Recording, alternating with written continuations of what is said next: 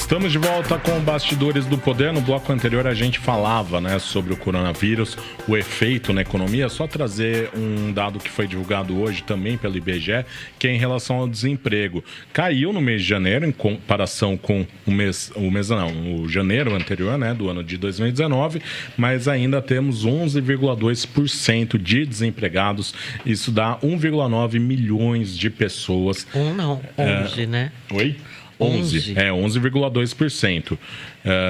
11 milhões, verdade, entendi. 11 milhões e 900 mil pessoas desempregadas no Brasil, ainda é muita gente. Por isso que, quando a gente fala dos impactos econômicos do coronavírus, a gente fica ainda mais assustado, né? Porque o Brasil não está no momento que pode se dar ao luxo de ter uma oscilação na economia como essa, né, Zezé?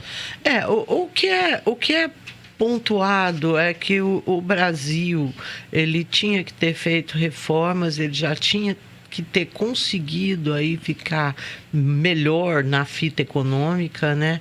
De forma que um choque externo, viu? Eu tenho um ouvinte que deve estar gostando de eu usar essa expressão. De forma que o choque externo que vem agora com o coronavírus não tivesse tanto impacto na economia brasileira. E, de fato, não é o que acontece, né? Nesse momento, nossa economia é uma economia frágil, é uma economia impactada bastante pelas declarações do ministro Paulo Guedes lá há 2 semanas, quando ele falando da questão do dólar, ele deu a entender para os especuladores que o Banco Central não iria intervir no câmbio, ia deixar o câmbio parar onde o pessoal achasse que devesse parar. E, ouvindo isso, os caras simplesmente começaram a botar aí a traçar, a fazer uma queda de braço do governo para ver até que ponto o governo não vai mesmo interferir. E isso foi muito ruim, né? Porque nós temos, nesse momento, a questão do coronavírus. Naquele momento já existia, nós não tínhamos caso aqui, mas já existia a questão do coronavírus, né? Que a gente previa que poderia chegar aqui a qualquer momento e já estava impactando todos os mercados em função dos trabalhadores chineses estarem em casa, não estarem produzindo, afetando a produção industrial. E aí o que nós vimos, na verdade, é um ministro que foi bastante responsável quando falou do jeito que falou, e os impactos, o dólar que já vinha subindo começou a subir mais ainda. Isso daí, o que pode acontecer? Pode acontecer que o dólar, a esse preço que ele está aí, e Deus sabe onde vai parar, ele pode começar a provocar inflação, né? Porque a gente é dependente de muito produto estrangeiro, dentre os quais combustível aí que impacta o preço de tudo.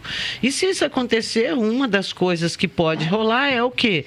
O Banco Central ter que subir juros para controlar a inflação, que seria péssimo, aumentaria o déficit fiscal e por aí nós vamos. Tá.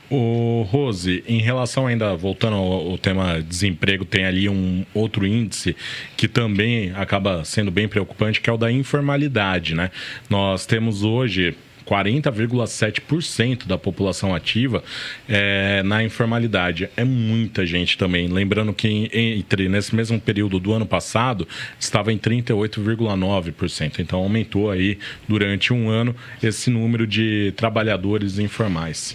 Pois eu acho complicado você ter tanta gente na informalidade, porque significa que esse trabalhador está recebendo um salário menor, está desprotegido dos seus direitos trabalhistas. Eu sei que o mercado de trabalho ele vai mudar, que as relações trabalhistas irão mudar e que, inclusive, a história da gente ter a carteira assinada, ela tende a desaparecer, inclusive, nos próximos anos. Mas o que nós temos que ter?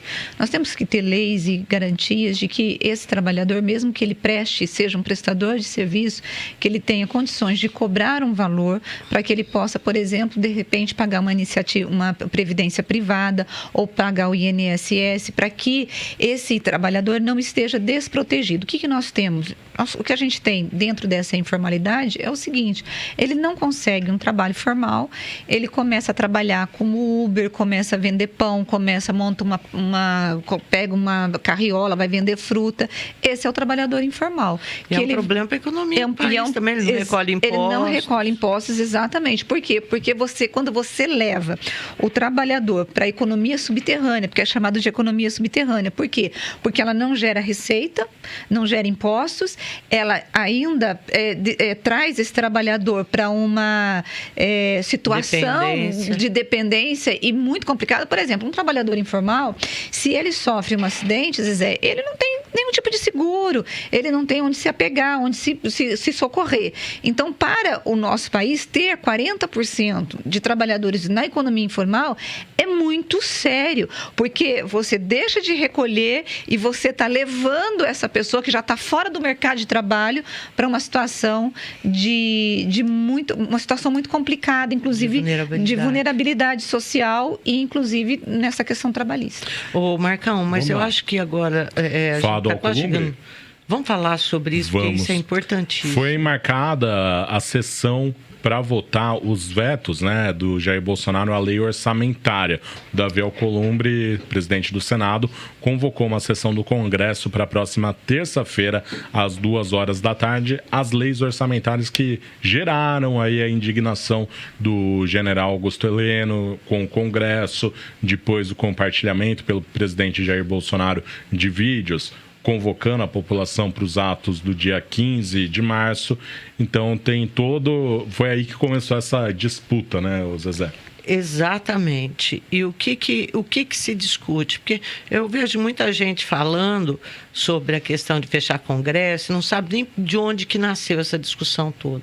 O Congresso, no ano passado, aprovou uma lei que obriga aí que uma parte considerável do orçamento, cerca de 45 bilhões de reais, sejam emendas impositivas dos deputados. Isso daí, para um país que praticamente tem isso para investir, tudo o que se pode investir está na mão dos deputados para eles definirem quem que vai levar essa bolada, aonde que vão ser as obras, quem leva essa bolada, qual município que recebe.